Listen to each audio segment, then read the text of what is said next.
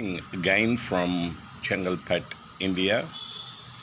We have been talking about the links between India and the forest in a foregone ages. So most people often ask, how is it on earth it's possible that India is so far away from Japan and Korea, and especially in those days where we didn't have this technology of navigation. People might have traveled all the way from India to Korea and Japan.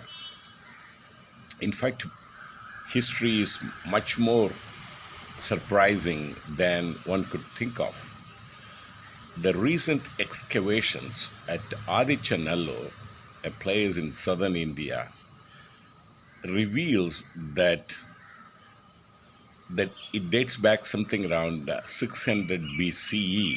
Okay, so 600 years before the dawn of Common Era. And in those excavation sites, they found skeletons of Africans, skeletons of Mongolians, and skeletons of the white Europeans. So that was not surprising, isn't it? How these people from Africa and from Europe and from all the way from Mongolia landed up in southern India. So they had some kind of a navigation system by which they could travel around the world. And so if people could travel in 600 BCE to such long distances, you should not be surprised that the Indians have traveled all the way to Korea and Japan. So they have their own, probably even if they go by small boats, it should be possible. Only thing is you need to have the guts to sail on the sea.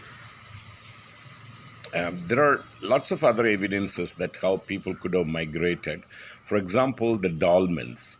The dolmens are extremely similar, whether you see it in England, okay, or somewhere in the Middle East, in Palestine, and then you see in southern India, the exactly similar dolmens are there in Korea and in Japan. So that's again that was much more earlier period, and so it is highly possible that people have actually traveled around the world in those times. So one should not be surprised. So we have been talking about the Kaya Kingdom. The Kaya Kingdom or the Kaya Federation was established with the help of a queen from southern India who went all the way to Japan and married Kimsuro. And these people have actually migrated later. I mean, this federation existed for nearly 400 to 500 years. And then later part, the pressure from Shilla and Bekje has pushed these people to further south, which is actually the Japan and Okinawa Islands. There's a recent finding in Okinawa Island, a genetic, especially mitochondrial DNA analysis showed that the people in a particular temple or a tomb were from southern India. Is it not surprising? So there is genetic evidences to show that the people have migrated all the way to Okinawa, and these genomic studies also showed that this is also very similar to the people of Kaya.